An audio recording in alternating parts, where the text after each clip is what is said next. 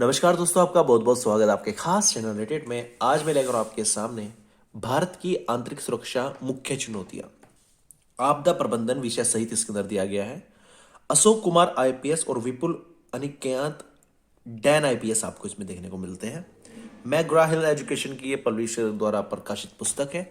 द्वितीय संस्करण है। संस्करण की मैं बात बता दूं, एक बात और कि जो नए संस्करण आ रहे हैं और पुराने जो संस्करण है उसमें कोई नया चेंजेस नहीं है।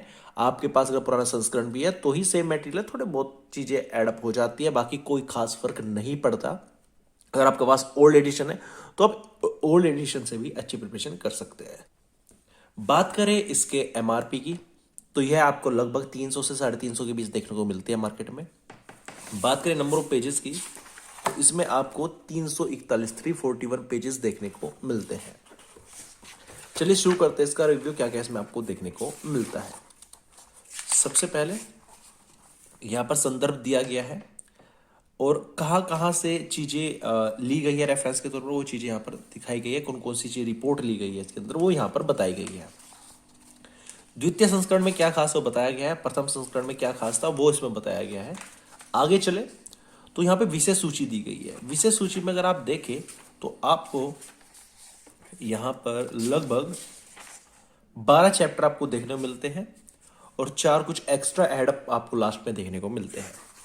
अब इन 12 चैप्टर की हम बात करें तो क्या क्या इसमें कंटेंट आपको देखने को मिलता है, क्योंकि ये सिविल सर्विसेज के लेवल की बुक है इसलिए कंटेंट भी आपको बताऊंगा कि कौन कौन से टॉपिक इसमें कवर किए गए हैं जो आपके लिए हेल्पफुल हो सकते हैं आपकी प्रिपरेशन के लिए। तो चैप्टर से स्टार्ट करते, कंटेंट से स्टार्ट करते, क्या क्या खास इस बुक में है। आंतरिक सुरक्षा, आंतरिक एवं बाह्य सुरक्षा। आंतरिक सुरक्षा के लिए मुख्य चुनौतियां, आंतरिक सुरक्षा की समस्या के जिम्मेवार कारक, आंतरिक सुरक्षा सिद्धांत, भारत की बाह्य सुरक्षा मुख्य मुद्दे।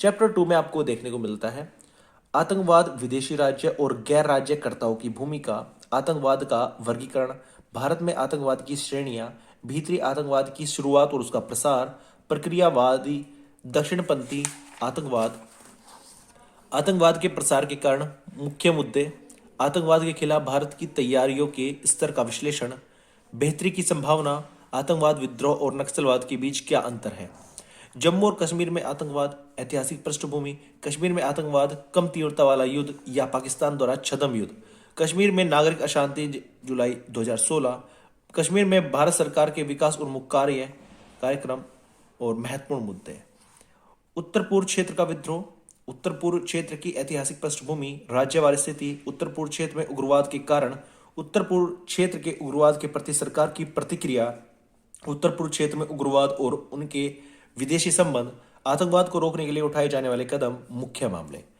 चैप्टर 5 में आपको वामपंथी उग्रवाद, राष्ट्र के विरुद्ध लड़ाई देखने को मिलता है, जिसके अंदर वामपंथी उग्रवाद या नक्सलवाद क्या है, भारत में नक्सलवाद का विकास, दल का ढांचा, नक्सलवाद का लक्ष्य, उद्देश्य तथा कार्यप्रणाली, अन्य आतंकवादी संगठन तथा विदेशों के साथ संबंध। वास्तव में नक्सलवादी गरीबों के मसीहा नहीं है। नक्सलवाद के बढ़ने के कारण, नक्सलवाद के विरुद्ध लड़ाई, भविष्य का रास्ता, महत्वपूर्ण मुद्दे।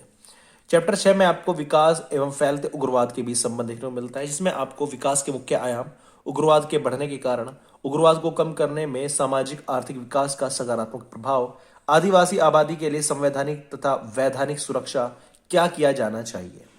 फिर आपको चैप्टर 7 में आपको सांप्रदायिक हिंसा देखने को मिलती है, जिसमें आपको भारतीय संदर्भ में धर्मनिरपेक्षता, ऐतिहासिक पृष्ठभूमि, सांप्रदायिक दंगों के मुख्य कारण, भविष्य की राह देखने को मिलता है।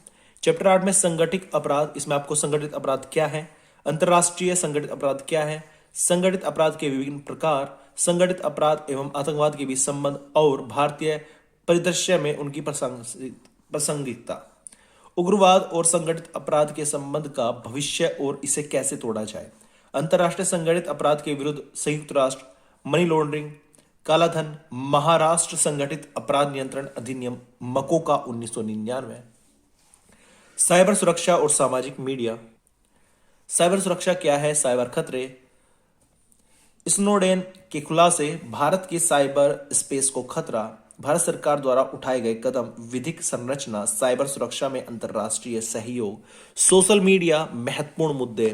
चैप्टर 10 में आपको सुरक्षा चुनौतियां और सीमावर्ती क्षेत्रों में उनका प्रबंधन, सीमा सुरक्षा की चुनौतियां, भारतीय सीमाएं अपने पड़ोसी देशों के साथ, तटीय सुरक्षा और द्वीप प्रदेश, सीमा प्रबंधन की चुनौतियां, प्रभावी सीमा प्रबंधन की तकनीकें, कारगिल समीक्षा समिति की रिपोर्ट और सीमा प्रबंधन पर इनकी टिप्पणियां, समुद्र तट और द्वीप प्रदेशों की सुरक्षा, वायु क्षेत्र सुरक्षा चुनौतियां एवं प्रबंध, सुरक्षा बल एवं संस्थाएं तथा उनके अधिदेश, ये 11 चैप्टर है। इसमें आपको केंद्रीय सशस्त्र पुलिस बल CAPF आपको देखने को मिलता है। इसके बाद केंद्रीय अर्धसैनिक बल CPMF और सुरक्षा संस्थाएं और उनके अधिवेश। चैप्टर 12 में आपको आपदा प्रबंधन, जिसमें आपदा की परिभाषा, आपदा के प्रकार, आपदा प्रबंधन के कारण, आपदा प्रबंधन के तत्व, भारत में आपदा कार्यवाही, आपदा प्रबंधन के लिए संस्थाएं, विभिन्न सरकारों और अन्य एजेंसियों की भूमिका क्या आवश्यक है और महत्वपूर्ण मुद्दे आपको देखने को मिलता है।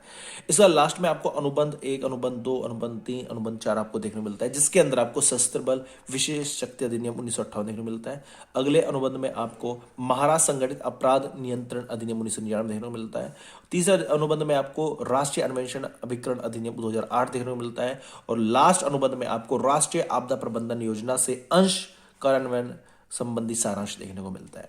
तो ये इसका अब विषय सूची थी। जैसे आपको पता है कि विषय सूची के मैं केवल चैप्टर के नाम बोलता हूँ मोस्टली रिव्यू में और स्क्रीनशॉट लेवा देता हूँ, लेकिन इनके कंटेंट पढ़ना थोड़ा सा जरूरी था क्योंकि ये सिविल सर्विसेज लेवल की बुक है और इसको सबसे ज्यादा जो टॉपिक्स है वो सिलेबस से मैच किए जाने चाहिए। तो इसलिए मैंने आपको बता दिया है क्या क्या टॉपिक इसके अंदर इन्वॉल्व है। बात करते हैं चैप्टर के पैटर्न के, किस प्रकार का चैप्टर का पैटर्न आपको देखने को मिलता है। जैसे चैप्टर 1 है आंतरिक सुरक्षा, इंटरनल सिक्योरिटी। पैराग्राफ और पॉइंट वाइज चीजें समझाई गई है बहुत ही आसान शब्दों में। ऐसा लग रहा है जैसे कि नोट्स बनाए गए हैं खुद से। तो बहुत अच्छे तरीके से चीजों को समझाया गया है, छोटी छोटी हेडिंग में चीजों को खत्म किया गया है, ज्यादा लंबा किसी चीज टॉपिक को नहीं खींचा गया है। अगर आप समझते हैं, अगर आप पढ़ते हैं तो आपको पढ़ने में थोड़ा सा इंटरेस्ट जागृत जरूर होगा। जैसे यहाँ पर चैप्टर खत्म होता है तो यहाँ पर इस अध्याय के आधार पर संभावित प्रश्न, क्या क्या प्रश्न इसमें बन सकते हैं आपके मेंस के एग्जाम में, वो क्वेश्चंस यहाँ पर दिए गए हैं। चैप्टर 2 की बात करें, शुरुआत में छोटा सा थॉट दिया गया है और उसके बाद यहाँ से चैप्टर स्टार्ट कर दिया गया है। छोटी छोटी हेडिंगों में, छोटे छोटे पैराग्राफ में चीज़ों को समझाया गया है, पॉइंट वाइज चीज़ों को बताया गया है, जो आपके परीक्षा में आपको अच्छे मार्क्स दिलाने में काफ़ी ज़्यादा हेल्पफुल साबित होता है। खाली थ्योरी पढ़ने से आपको मार्क्स नहीं मिलते, पॉइंट वाइज चीज़ों को लिखने में मार्क्स मिलते हैं। आपने कितने पेज भरे ये मैटर नहीं करता, आपने कितने पॉइंट कवर किए ये मैटर करता है। इसलिए उसी के अकॉर्डिंग बुक को बनाया गया है, चीज़ों को पॉइंट वाइज समझाया गया है, अच्छे से समझाया गया। आप देख सकते हैं पैराग्राफ दर पैराग्राफ चीज़ों को समझाया गया है, पॉइंट वाइज चीज़ों को समझाया गया है, टाइप वाइज चीज़ों को समझाया गया है। पहले चारों को पॉइंट के नाम दे दिए, फिर उनको एक्सप्लेन कर दिया थोड़ी थोड़ी भाषाओं में, ताकि आपको पढ़ना थोड़ा सा इंटरेस्टिंग लगे। और लास्ट में आपको इस चैप्टर से रिलेटेड जितने क्वेश्चन आपके बन सकते हैं, जितने क्वेश्चन आपके पॉसिबल हो सकते हैं, वो लास्ट में आपको दिए गए हैं। यही पैटर्न पूरी बुक में यूज किया गया है, पूरा चैप्टर, और चैप्टर के लास्ट में कुछ मेंस के क्वेश्चंस दिए गए हैं जो आपको थोड़ा सा आपके अंदर इंटरेस्ट जागृत जरूर करेंगे। तो इसके बाद लास्ट में अनुबंध की बात करें तो अनुबंध में आपको जो टॉपिक मैंने बताया है उनके बारे में बताया गया है, थ्योरी ही है, थ्योरी के रूप में ही चीज़ों को समझाया गया है। तो अगर हम रेटिंग की बात करें तो अगर सिविल सेवा परीक्षा की आप तैयारी कर रहे हैं तो आपके लिए एकमात्र यही बुक है जो काफ़ी फेमस है। अशोक कुमार IPS के नाम से ये बिकती है बुक, और 5 में से 4.5 की रेटिंग दूंगा। जो आधी रेटिंग कट की तो थोड़ा सा ऑब्जेक्टिव क्वेश्चंस भी इसके अंदर होने चाहिए थे, ताकि आपको माइक्रो लेवल पे जानकारी हासिल हो सके, बहुत छोटे लेवल पे। क्योंकि अगर ऑब्जेक्टिव क्वेश्चंस आप क्लियर करते हैं तो उससे पता लग जाता है कि चैप्टर आपने कितना डीपली पढ़ा है। तो ऑब्जेक्टिव क्वेश्चन भी हो सकते थे, आधा पॉइंट उसका कट किया है। बाकी 5 में से 4.5 रेटिंग की हकदार पुस्तक है रेटेड पर। उम्मीद करता हूँ वीडियो आपको अच्छी लगेगी। वीडियो अच्छी लगी प्लीज लाइक कर देना, चैनल को सब्सक्राइब जरूर कर देना, ताकि इस प्रकार की बुक रिव्यू का वीडियो आपके लेकर आते रहे। ताकि किसी बुक को खरीदने से पहले आप एक बार देख जरूर ले उसके अंदर आखिरकार है क्या, ताकि आप किसी टॉपर के बहकावे में आकर ये बुक परचेज कर ले और घर बैठ के रोए ना। तो इसलिए आप बुक का रिव्यू जरूर देखते रहिए। और thank you so much for watching this video.